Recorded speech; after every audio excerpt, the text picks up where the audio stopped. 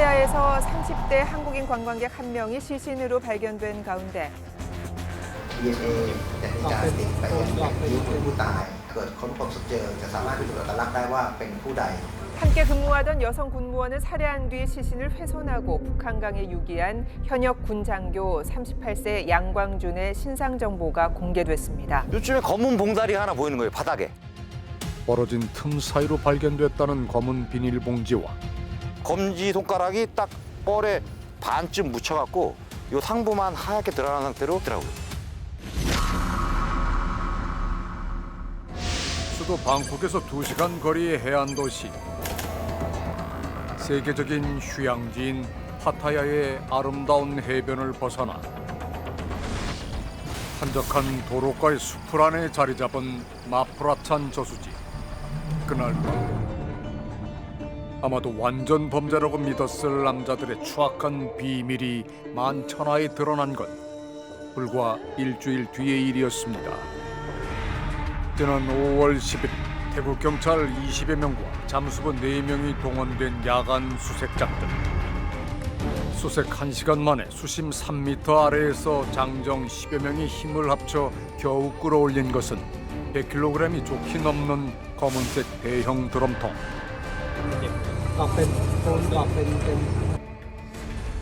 드럼통을 완전히 제거하자 비로소 드러난 건 놀랍게도 며칠 전 실종 신고가 됐던 한 한국인 남성의 참혹한 시신이었습니다. 딱딱하게 굳은 시멘트와 뒤섞인 남성의 시신은 완전히 알몸인데다 신체 일부가 훼손된 것으로 보아 살인 사건이 분명했습니다.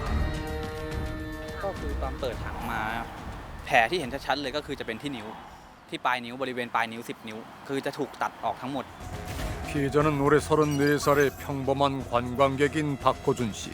지난 4월 30일 여행자 태국에 입국했다는 그는 어쩌다가 처참한 시신으로 발견된 걸까? 2년 전 사촌 동생과 함께 생애 첫 해외여행으로 태국에 왔다가 그 매력에 빠져 해마다 태국을 방문했다는 호준 씨. 그런 호준 씨의 휴대전화 번호로 아버지에게 낯선 남자가 전화를 걸어온 건 그가 태국에 간 지 일주일째 되던 5월 7일. 마약을 물에 만들어서 손해를 입혔대요. 그 약값을 주고 와라. 그게 1억이다. 당연히 무슨 피싱이나 뭐 그런 일이라고 생각하고 진짜 그때까지는. 근데 진짜 연락이 안 되니까. 가족들이 경찰에 신고하자 이번에는 더 살벌한 협박 메시지가 날아왔다고 합니다. 아버님 그새 신고하셨더라고요. 이거 호준이 핸드폰인데 아직도 장난 같으시죠? 아드님 살리고 싶으시면 돈 만들어 오세요.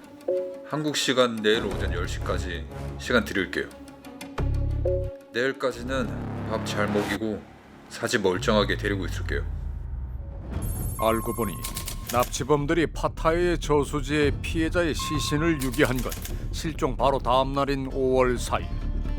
태국 경찰은 피해자가 마지막으로 목격된 클럽에서부터 CCTV로 피해자의 동선을 추적한 끝에 시신 유기 지점을 특정했다고 합니다.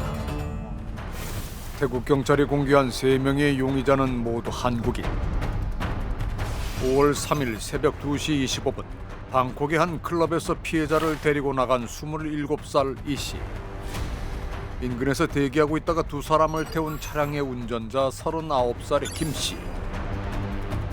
그리고 조수석에 함께 타고 있다 40분 거리에 임대한 숙소까지 함께 이동한 26살의 또 다른 이 씨였습니다. 방콕에서 피해자를 납치한 지 5시간 뒤인 5월 3일 아침 파타야로 향한 용의자들.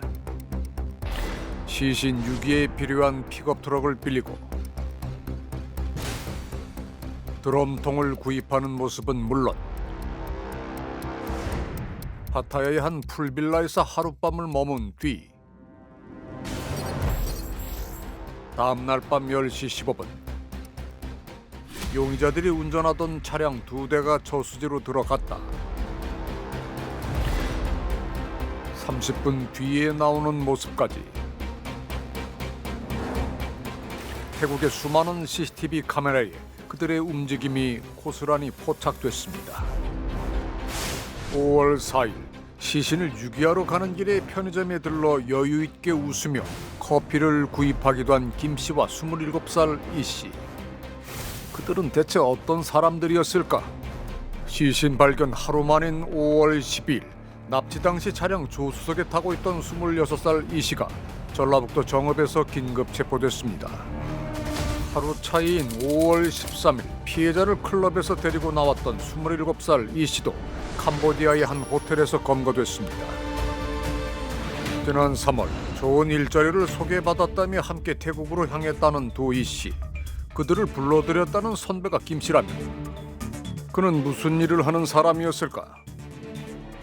오른쪽 손등부터 어깨 등까지 이어지는 큰 문신이 특징인 김 씨는 한국과 캄보디아로 도주했다 검거된 두 이 씨와 달리 태국에서 출국한 기록을 전혀 남기지 않은 채 행방이 묘연한 상태. 미얀마에 미입국한 것으로 추정되고 있는 김 씨는 대담하게도 이혼한 전 아내를 통해 수사기관에 자신의 입장을 전하고 있다고 합니다. ซึ่งจากคำให้การของภรรยาก็ยืนยันว่าตัวนายคิมบอกว่าถ้าทั้งสองคนถูกควบคุมตัวที่เกาหลีแล้วตัวเองจะมามอบตัวนะครับในส่วนนี้คือคำให้การของภรรยาของตัวนายคิมเอง 하지만 두 명의 공범이 모두 검거된 후에도 김 씨는 자수를 하지 않고 여전히 행방을 감춘 채 어디선가 수사 상황을 관망하고 있습니다. 납치 살해범들의 진짜 정체는 무엇이고 왜 피해자를 잔혹하게 유기한 걸까? 그리고 그들의 범죄는 과연 이번 한 번뿐일까? 태국 경찰에 따르면 피해자는 용의자 중 한 명인 27살 이 씨와 이미 서로 알던 사이였고 사건 당일 클럽에서 피해자를 만난 이 씨가 몰래 수면제를 탄 술을 마시게 했다고 합니다. จากการที่ตัวนายลีได้มอมยาตัวผู้ตายนะครับแต่ผู้ตายเนี่ยไม่สลบจึงได้หลอกล่อออกจากร้านและพยายามผลักดันขึ้นรถ 이들은 하루 전 미리 예약해둔 방콕 외곽의 임대주택으로 향했는데 피해자가 사망한 것은 이동 중이던 차량 안이었다고 경찰은 추정했습니다. ของคนร้าย2คนกับตัวนายลียัง 수면제를 먹였는데도 어찌된 일인지 피해자가 깊이 잠들지 않는 바람에 자신이 운전 중이던 범행 차량 안에서 두 이 씨와 몸싸움을 벌이다 사망했다는 게 김 씨의 주장이었습니다. 처음부터 살해할 의도는 없었기 때문에 심폐소생술까지 해봤지만 안타깝게도 피해자는 깨어나지 않았다는 겁니다. 시신을 직접 본 누나가 가장 기이하게 생각한 건 손가락에 절단된 모양이 눈에 띄게 달랐다는 점이었습니다. 그러니까 마디가 잘린 건 아니었어요. 뼈가 잘렸어요. 뼈가. 검지손가락 같은 경우에는 뼈가 잘렸더라고요. 이 반마디만 남겼어요. 쉽게 얘기하면. 양쪽 다. 엄지 같은 경우에도 이 한마디만 한 게 아니라 끝까지. 이 끝까지 다. 이렇게. 양쪽 다. 끝까지. 나머지 이 세 개는 그나마 한마디씩은 더 남겨놨어요. 양쪽 손 모두 엄지와 검지는 거의 손가락 전체를 자른 반면 나머지 손가락은 마지막 한마디씩만 절단했고 엄지와 검지의 절단면은 매끈한 반면 나머지 손가락의 절단면은 억지로 자른 듯 지저분했다고 합니다. ทางนายคิมให้การว่าเมื่อมีการต่อสู้ก็เกรงว่า DNA จะมีการติดไปยังนิ้วมือผู้ตายตัวเป็นหลักฐานทางคดีรวมทั้งต้องการอำพรางไม่ให้ตำรวจถ้าเกิดค้นพบศพเจอจะสามารถพิสูจน์อัตลักษณ์ได้ว่าเป็นผู้ใดได้เจอนิ้วบ้างหรือยังครับตอนนี้กำลังตรวจสอบข้อมูลทั้งหมดอยู่ 태국 경찰은 용의자들이 피해자의 시신을 훼손한 장소가 파타야의 풀빌라였을 것으로 추정했습니다. 피해자의 손가락을 절단한 도구를 드럼통을 구매했던 파타야의 잡화점에서 함께 산 가위로 파악했기 때문입니다. 억지로 잘린 중지와 약지 등은 몰라도 표면이 매끈하게 뼈까지 절단된 엄지와 검지에는 다른 흉기가 사용된 게 아닐까? 잘리는 시점도 좀 다를 것 같다. 방콕에서 일부 하고 거기 가서 일부 하지 않았을까 싶기도 하고 들고 다녔나? 뭐 생각도 들고. 뭔가 돈을 빼내거나 핸드폰에서 뭔가 할 때 인증을 받으려고. 단순히 신원 확인이 어렵도록 피해자의 지문을 없애거나 몸싸움 도중 피해자 손톱에 남아있을지 모르는 자신들의 DNA를 제거할 목적이 아니라 각각 다른 이유와 다른 흉기로 두 번에 걸쳐 손가락을 절단한 게 아니냐는 누나의 추측. 그렇다면 피해자 호준 씨는 왜 용의자들의 범행 대상이 된 걸까?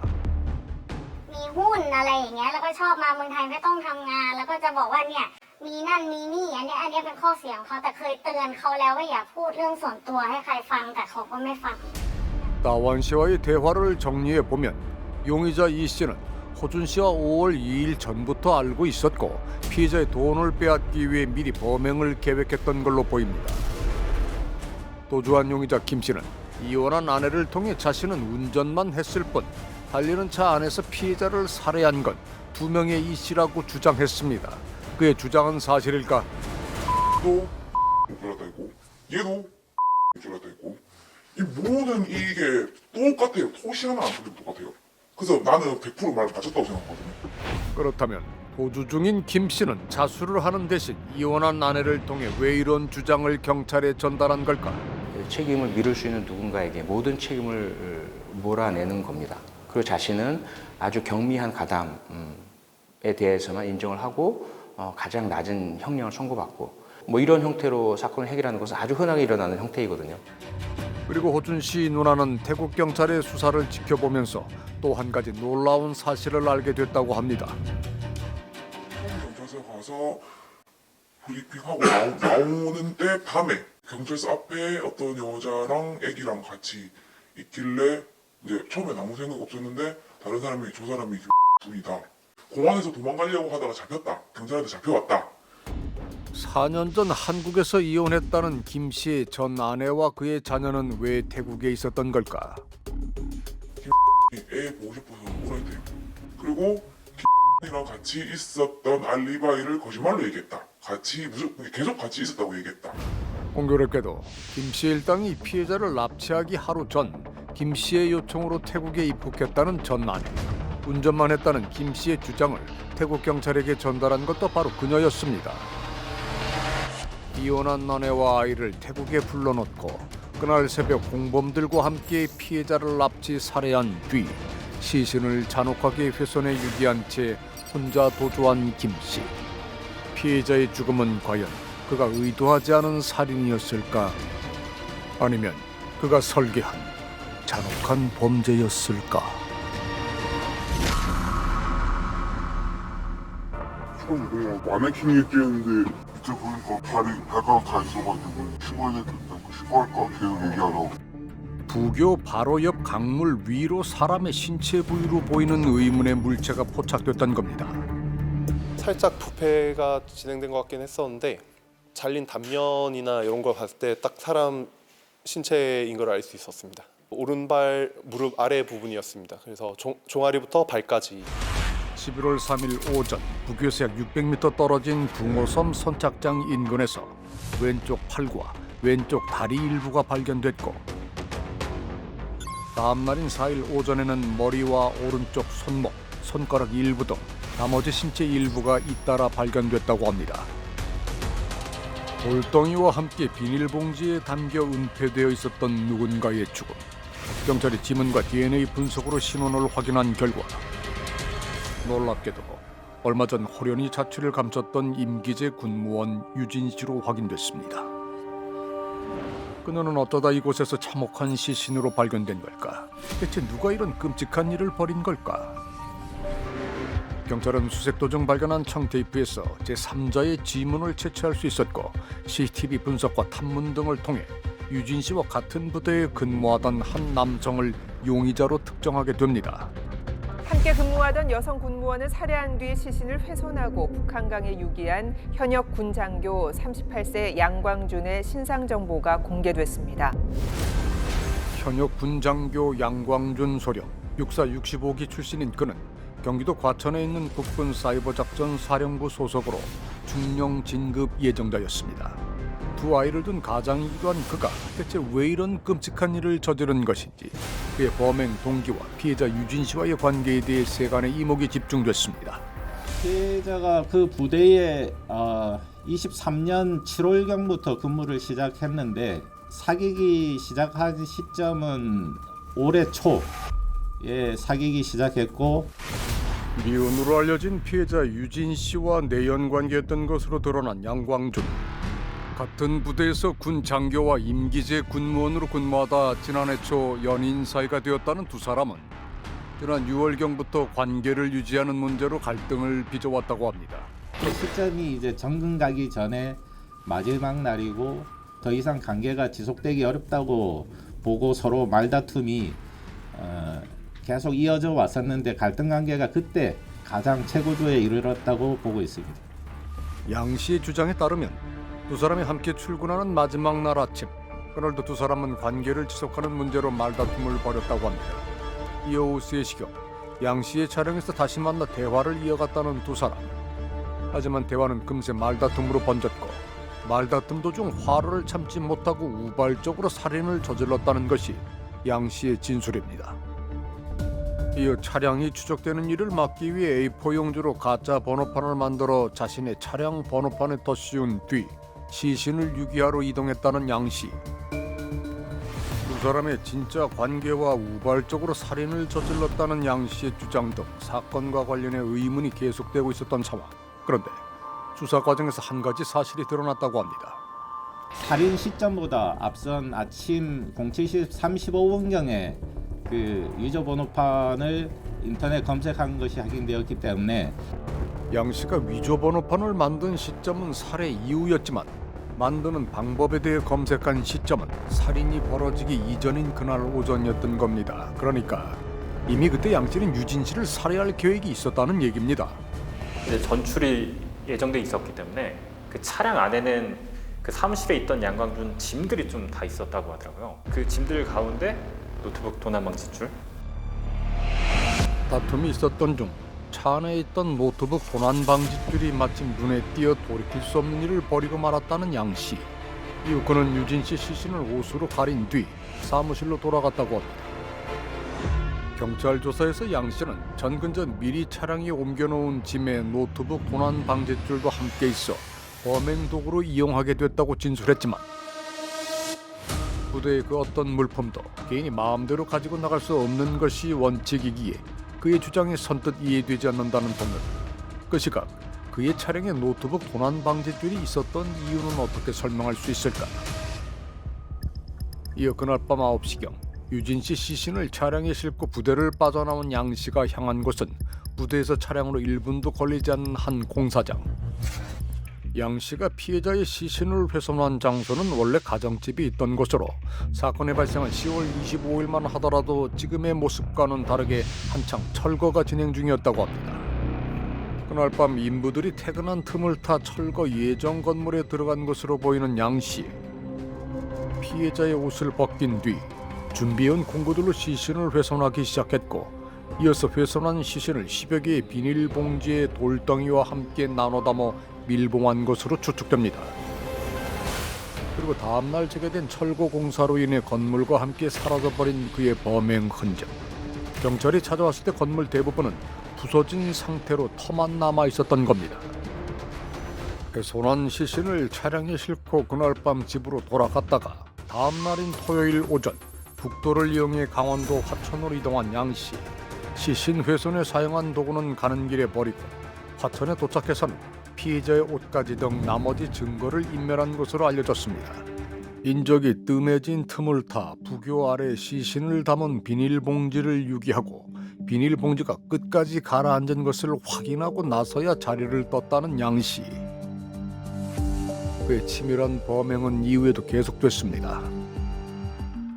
시신 유기 다음 날인 27일 일요일 유진 씨의 휴대전화로 그녀의 상사에게 연락해 유진 씨 행세를 했던 겁니다. 하루 전인 26일 새벽 유진 씨의 가족에게는 당분간 집에 못 간다는 문자 메시지를 보내기도 했다는 양 씨.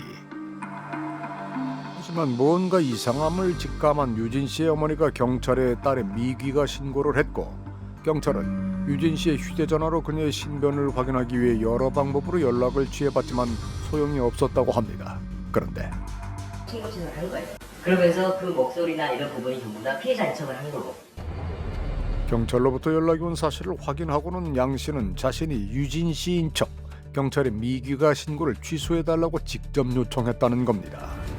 그래서 어머니한테 저한테도 피해자와 연락이 됐다라고 말씀을 드리고, 그렇지만 대면이 원칙이기 때문에 계속 수사를 진행하겠다라고 한 부분인 거고, 그런데 여관께서 부담이 된다는 취지로 신고를 취소하신 거고. 어떻게 양 씨는 발각될 위험에도 불구하고 대담하게 여성 목소리까지 흉내낼 생각을 했던 걸까? 하나는 할 수는 있지 않을까 싶긴 한데 얇은 편이기도 하니까. 그러니까 군인 목소리는 어울리진 않았어. 그래서 피해자 흉내를 냈다 했을 때 납득은 됐어요. 미규가 신고를 취소시키는 데 성공한 양 씨는 이번에는 휴대전화를 껐다 켜는 수법으로 마치 생활 반응이 있는 것처럼 꾸미기도 했습니다. 마지막으로는 자신과 유진 씨가 주고받았던 문자 메시지 내역을 삭제한 뒤 유진 씨 휴대전화를 파손시키고 배수로 해버린 양 씨. 그는 치밀하고 지능적인 방법으로 자신의 범행을 완벽하게 은폐하려고 했던 겁니다. 하지만 시신을 유기한 지 약 일주일 만에 수면 위로 드러나게 된 유진 씨의 죽음. 자신의 범행을 강물 속에 영원히 감추려고 했지만 그는 이것에 대한 변수를 계산하지 못한 듯 보입니다. 사람이 사망하게 되면 장기가 부패되면서 생긴 부패가스, 이것이 부력을 만들어내요. 근데 이건 팔다리는 지금 장내 가스하고 연관이 안 돼 있잖아요. 자체가 계속 부패되면서 뽀글뽀글하면서 그 한치에 부력을 갖는 거예요. 완벽한 은폐를 계획했지만 부력은 고려하지 못한 것으로 보이는 양 씨. 그가 간과한 사실은 또 있었습니다. 당시 수색 작업에 참여했던 이들은 양 씨의 유기 방식이 몹시 허술했던 것으로 기억합니다. 피켓 손잡이로 이거를 이렇게 했는데 이게 턱 풀린 거야. 보통 봉다리 이렇게 묶잖아요. 이렇게 한 번 하고 두 번 해야 되잖아. 두 번에 안 풀리는데 한 번만 한 거야. 그러니까 이게 풀려버린.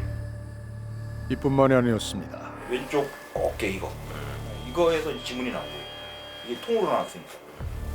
양 씨는 피해자의 신원이 드러나는 것을 막기 위해 시신의 손가락 부위를 훼손한 것으로 보이는데 오른손과 달리 왼손은 전혀 훼손하지 않았던 겁니다. 끔찍하게도 피해자의 머리 부위와 가슴 부위까지 훼손한 반면 피해자의 손가락은 일부만 훼손한 양 씨. 그는 그 이유에 대해 미안한 마음이 들어서였다고 경찰에 진술한 것으로 전해집니다. 저는 그 진술은 신빙성은 제로라고 봅니다. 신원이 밝혀지면 안 돼. 여기에만 100% 이상 모든 정신이 집중돼 있는 상태예요. 그거는 거짓말입니다. 거짓말일 수밖에 없어요. 그건 범죄 심리에 어긋나는 진술이에요. 그 자기의 분노를 그 어떤 그 피해자의 사체에 투영을 했다는 거예요. 저 사람이 더 잘못한 게 나보다 더 많다라는 이런 생각을 했을 가능성이 있어요. 오직 자기의 상황을 이렇게 만든 것에 대한 그 분노, 그리고 이제 그것에 대한 원한. 완전 범죄를 꿈꾼 범인의 행동이라고 보기에는 상식 바뀐 허술함. 여기엔 양광준의 성격이 반영됐을 것으로 전문가는 분석합니다. 그 다리의 존재, 또 하천의 존재, 이에 대한 본인의 그 충분하지 않은 지식에 대한 지나친 신뢰를 했을 가능성이 높고, 자신에게 유리한 형태의 해석, 상당히 자기중심적인, 자기 입장에서만 그 모든 것들을 들여다보는 그런 습관이 있지 않은가라는 그런 그 추정을 또는 의심을 하게 되는. 지능적이고 치밀한 모습과 도무지 이해되지 않는 엉성함을 동시에 보여준 양광. 두 얼굴 속에 숨은 그의 진짜 정체는 대체 무엇일까?